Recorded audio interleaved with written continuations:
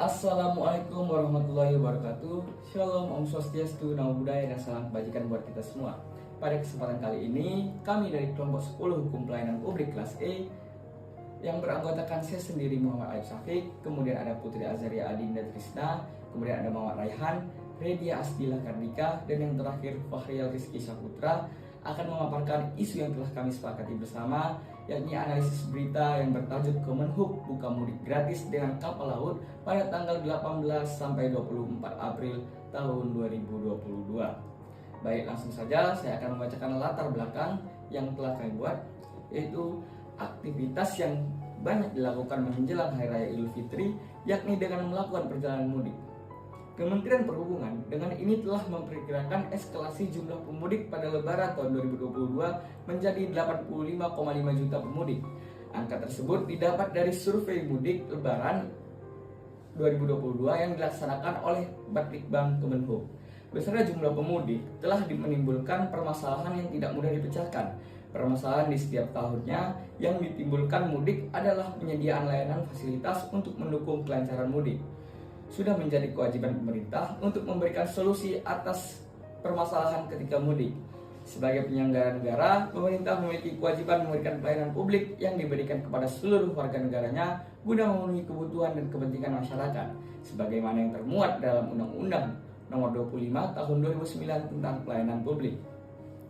Adapun salah satu upaya pemerintah sebagai solusi mengantisipasi kemacetan dan meminimalisir kecelakaan lalu lintas dengan memberikan layanan program mudik gratis menggunakan kapal laut. Diharapkan dengan adanya layanan mudik gratis ini dapat memberikan kepuasan dan layanan yang sesuai dengan keinginan masyarakat atau pelayanan pada umumnya.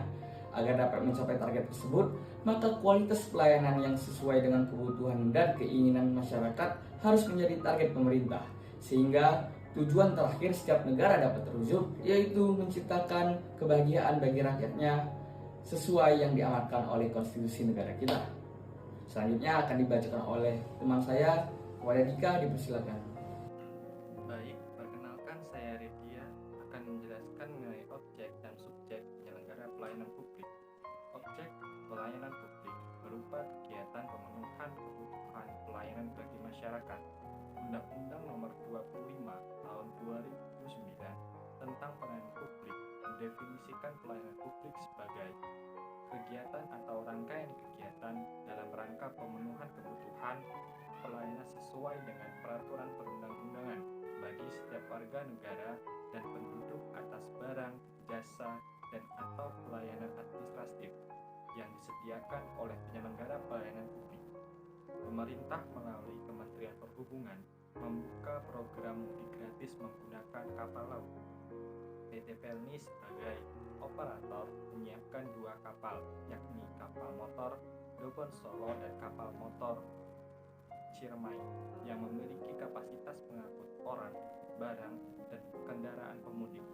Kebijakan ini telah diatur dalam Surat Edaran Menteri Perhubungan Nomor 41 Tahun 2022 tentang pedoman pelaksanaan mudik gratis angkutan lebaran. Selanjutnya, subjek pelayanan publik, yakni penyelenggara pelayanan publik. Dikatakan penyelenggara pelayanan publik itu bisa dari institusi penyelenggara negara seperti eksekutif, legislatif, yudikatif, aparat militer, birokrasi pemerintah. Selain itu bisa juga dikatakan sebagai korporasi atau swasta, korporasi milik negara, dan publik. Lembaga independen yang dibentuk berdasarkan undang-undang untuk kegiatan publik dan badan hukum lain yang dibentuk untuk kegiatan pelayanan publik. Contohnya asosiasi masyarakat sipil yang berbentuk yayasan. Sebagai institusi penyelenggara negara, Kemenhub memiliki kewenangan untuk menyelenggarakan kegiatan pelayanan publik, terutama di bidang transportasi. Hal ini diatur dalam Perpres Nomor 40 Tahun 2015. Sedangkan PT Pelni sebagai operator adalah perusahaan pelayanan milik negara yang didirikan berdasarkan keputusan Menteri Perhubungan Nomor M2/1/2 tanggal 28 Februari tahun 1952. Selanjutnya, saya akan menjelaskan tentang aspek keabsahan efisiensi dan efektivitas penyelenggara pelayanan publik oleh negara. Yang pertama adalah aspek keabsahan, yang menurut istilah hukum yang menunjukkan bahwa tindakan sesuai dengan peraturan yang berlaku. Terhadap uji legalitas terbatas pada penilaian apakah suatu keputusan mematuhi undang-undang dan peraturan serta asas-asas yang hidup dalam berpemerintahan. Terdapat 3 syarat yang harus dipenuhi tentang apakah suatu keputusan dapat ditegakkan dan dibenarkan secara hukum. Yang pertama, memiliki wewenang, terdiri atas materi, waktu, dan tempat. Yang kedua, menuruti prosedur yang telah ditetapkan peraturan perundang-undangan. Dan yang ketiga adalah substansi, artinya dalam bertugas pemerintahan tidak diperkenankan melakukan penyalahgunaan kewenangan, tidak boleh bertindak sewenangan, dan harus sesuai dengan AUPB. Dalam kasus ini, pelayanan jasa publik berupa program mudik gratis yang diberikan oleh Kemenhub didasarkan pada Surat Edaran Kemenhub Nomor 41 Tahun 2022, sehingga telah memenuhi aspek keabsahan. Lalu, dalam aspek efisiensi atau ketepatan tujuan adalah badan administrasi dapat meninjau keputusan dalam prosedur keberatan tentang efisiensi dan legitimasinya. Program mudik gratis menggunakan kapal laut selain bertujuan untuk memberikan fasilitas bagi masyarakat, juga dalam rangka mendukung kelancaran pelaksanaan kegiatan mudik, sehingga kemacetan dan kecelakaan lalu lintas dapat diminimalisir. Korlantas Polri mencatat ada 3.457 kasus kecelakaan lalu lintas, dan data ini turun 11% dibandingkan dengan tahun 2019. Berdasarkan kasus kecelakaan tersebut mengakibatkan 530 korban meninggal dunia, jika dibandingkan dengan tahun 2009 mengalami penyusutan hingga 40%. Hal ini menunjukkan ketepatan tujuan daripada keputusan pengadaan program mudik gratis.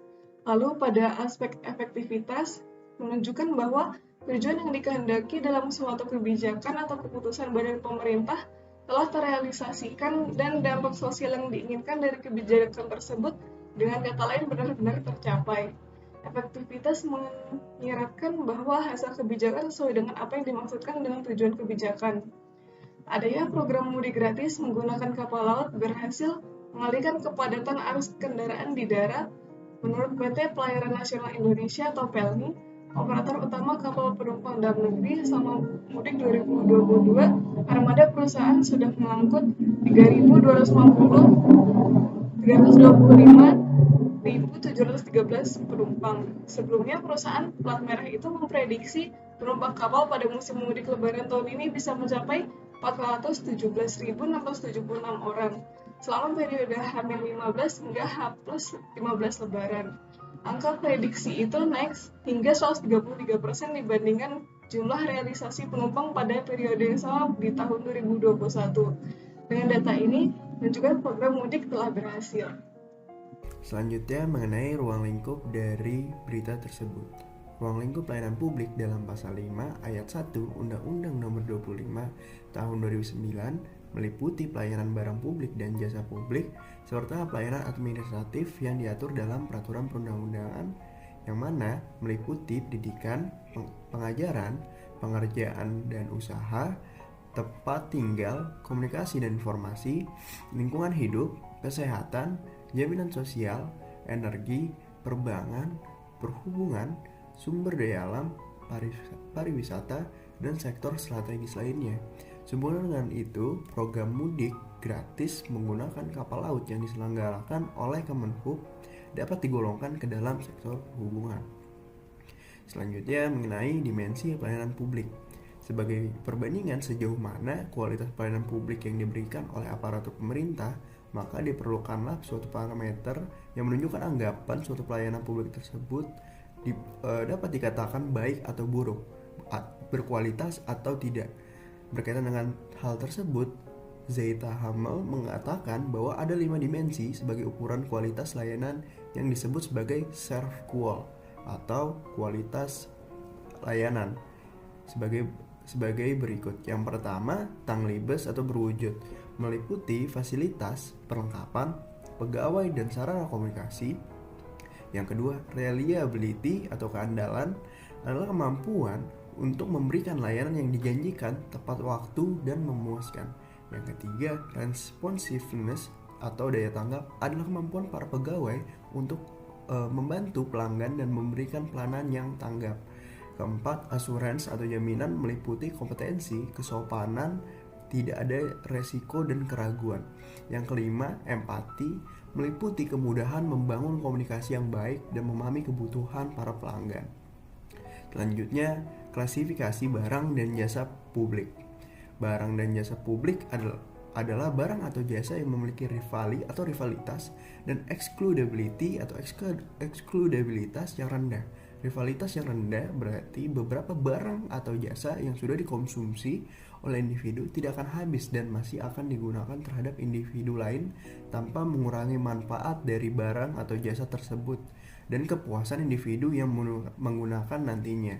Sementara implikasi eksklusivitas rendah sulit bagi produsen atau pemilik suatu barang atau jasa untuk melakukan upaya guna menghalangi banyak orang untuk dapat menikmati barang dan jasa yang mereka hasilkan, karena biaya untuk menjaga individu lain tidak dapat menikmati barang atau jasa yang menghasilkan jauh lebih mahal dibanding keuntungan yang akan mereka peroleh.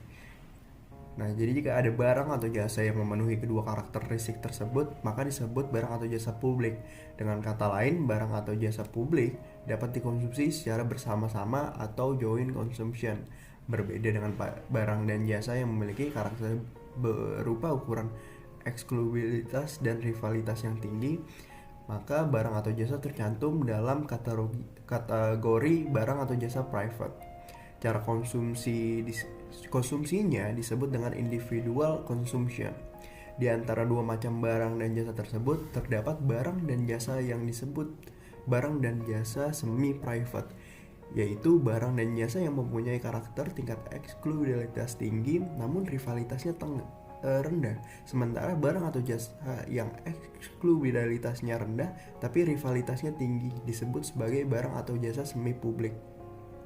Jasa pelayanan mudik gratis menggunakan kapal laut dipersiapkan oleh pemerintah melalui PT Pelni dengan menyiapkan jumlah 2 armada kapal yang kapasitasnya dapat menampung kurang lebih 1.250 unit motor dan 2.500 penumpang. Dengan jumlah sebanyak ini, masyarakat dapat memanfaatkan layanan ini secara bersama-sama atau joint consumption, sehingga dengan ini program mudik dapat diklasifikasikan sebagai jasa publik. Selanjutnya akan dijelaskan oleh rekan saya. Baik, selanjutnya saya Raihan akan menjelaskan mengenai spektrum pelayanan publik. Pada tabel di samping memperlihatkan luasnya spektrum pelayanan publik yang timbul dari munculnya fenomena barang atau jasa publik. Gambar tersebut menunjukkan bahwa di paling kiri adalah barang atau jasa publik yang murni memiliki karakteristik tidak dapat diproduksi oleh sektor swasta karena adanya free rider, non-trivially, non-excludable, dan cara mengkonsumsinya dapat dilakukan dengan secara kolektif. Free riders itu adalah mereka yang menikmati barang publik tanpa mengeluarkan kontribusi tertentu, sementara sebenarnya ada pihak lain yang berkontribusi untuk mengadakan barang publik tersebut. Lalu selanjutnya ada non-trivially. Non-trivially itu adalah penggunaan satu konsumen terhadap satu barang tidak akan mengurangi kesempatan konsumen lain untuk juga mengkonsumsi barang tersebut. Setiap orang itu dapat mengambil manfaat dari barang tersebut tanpa mempengaruhi manfaat yang diperoleh oleh orang lain. Apabila kita meninjau kembali peristiwa yang menyangkut hal ini, dapat dikaitkan dengan pelayanan mudik gratis dengan kapal, maka program mudik gratis termasuk dalam spektrum pelayanan transportasi umum. Selanjutnya mengenai parameter kualitas pelayanan publik. Kualitas pelayanan dapat dikatakan berkualitas ataupun tidak didasarkan pada penilaian dari pelayanan yang diberikan. Parameter kualitas pelayanan publik dilakukan dengan melalui survei kepuasan masyarakat kepada pengguna layanan dengan mengukur kepuasan masyarakat pengguna layanan. Hasil survei di sebelah adalah contoh dari kinerja pemerintah dalam menyelenggarakan dan penanganan arus mudik.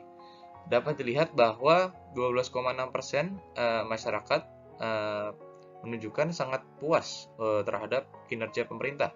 Sedangkan yang paling tinggi adalah 61,2%, yaitu menunjukkan cukup puas. Hasil ini menandakan adanya 13 survei telah memberikan parameter kepada masyarakat untuk mengetahui kualitas pelayanan mudik yang diberikan. Selanjutnya saya akan menjelaskan mengenai tujuan dan esensi pelayanan publik. Tujuan pelayanan publik pada dasarnya untuk memuaskan dan memenuhi kebutuhan sesuai dengan keinginan masyarakat pada umumnya. Untuk mencapai hal tersebut perlu diberikan pelayanan yang berkualitas. Pelayanan adalah tugas utama yang esensial dari citra aparatur sebagai abdi negara dan abdi masyarakat. Sedangkan esensi, menurut Den Hart, inti dari pelayanan publik ini adalah A. Melayani warga negara bukan pelanggan. Yang kedua, utamakan kepentingan umum. Yang ketiga, menghargai warga negara lebih dari pengusaha. Yang keempat, pemikiran strategis dan tindakan demokratis. Yang kelima, sadari bahwa akuntabilitas tidak mudah. Yang keenam, melayani daripada mengendalikan. Yang ketujuh, menghargai orang lain bukan hanya produktivitas. Kesimpulannya, jika tujuan dan esensi pelayanan publik dapat terwujud, maka tujuan akhir setiap negara dapat tercapai untuk menciptakan kebahagiaan bagi rakyat atau bonum publicum, common good, commonwealth. Selanjutnya akan dijelaskan oleh teman saya. Selanjutnya, saya akan menjelaskan mengenai model usulan dan inovasi penyelenggara pelayanan publik berdasarkan kompetensi profesionalisme pelayanan publik. Seiring dengan perkembangan era transformasi digital yang telah mengubah pola dalam segala aspek kehidupan, yaitu dengan menerapkan teknologi digital, maka untuk memberikan pelayanan publik agar sesuai dengan perkembangan zaman, dibutuhkan model usulan, solusi, dan inovasi prosedur pelayanan dan penyelenggaraan pelayanan publik. Melalui capacity building, diharapkan kebijaksanaan institusi dan struktur mampu beradaptasi dengan kondisi lingkungan yang penuh dengan ketidakpastian dari perubahan itu sendiri. Untuk meningkatkan capacity building, maka dibutuhkan instrumen dynamic government, yakni cara pengambilan keputusan yang sesuai dengan koridor hukum dalam merespon kondisi atau lingkungan yang selalu berubah dengan rujukan yang bersifat inovatif, yaitu dengan bertindak cepat dan adaptif. Dalam hal ini, Kemenhub telah menunjukkan keberhasilannya dalam menerapkan instrumen dynamic government. Hal ini terbukti dalam menghadapi perubahan yang ada dengan memanfaatkan kemajuan teknologi. Salah satunya, jauh hari sebelum program mudik dimulai, Kemenhub telah membuka pendaftaran melalui laman mudikgratis.hubdat.go.id. Pada laman web ini, pemudik dapat melakukan pendaftaran, kemudian calon pemudik dapat mencetak etiket. Dengan begitu, peserta mudik gratis 2022 dapat melakukan perjalanan sesuai lokasi pemberangkatan, serta dengan tujuan sesuai nomor bus tanpa harus antre lagi di loket. Hal ini tentu akan menghindari dari calo yang memanfaatkan momen lebaran ini dengan menjual tiket dengan harga yang tinggi. Baiklah, yang terakhir, saya akan membacakan dan mempresentasikan kesimpulan yang telah kami sepakati. Kegiatan pelayanan publik telah diatur pemenuhannya berdasarkan regulasi yang dibuat oleh pemerintah dengan tujuan utamanya untuk memenuhi kebutuhan dasar dan kesejahteraan masyarakat. Program mudik gratis ini menggunakan kapal laut merupakan upaya pemerintah untuk memberikan layanan jasa guna memperlancar tradisi mudik pada negara kita. Program ini telah sesuai dengan unsur keabsahan, efisiensi, dan efisien, serta telah memenuhi dari setiap ruang lingkup, klasifikasi, spektrum, parameter, tujuan, dan esensi penyelenggaraan pelayanan publik oleh negara. Selain itu, pelaksanaan program mudik dirancang dengan memanfaatkan teknologi, misalnya dengan menggunakan e-tiket sebagai pengganti dari tiket kertas. Hal ini tentu memberi kemudahan bagi para pemudik. Selain itu, dengan adanya e-tiket ini telah menutup celah keberadaan para calon-calon yang tidak bertanggung jawab. Terima kasih. Akhir kata saya ucapkan terima kasih banyak kepada Bapak. Kami mohon maaf jika ada kekurangan dan kesalahan kata. Wassalamualaikum warahmatullahi wabarakatuh.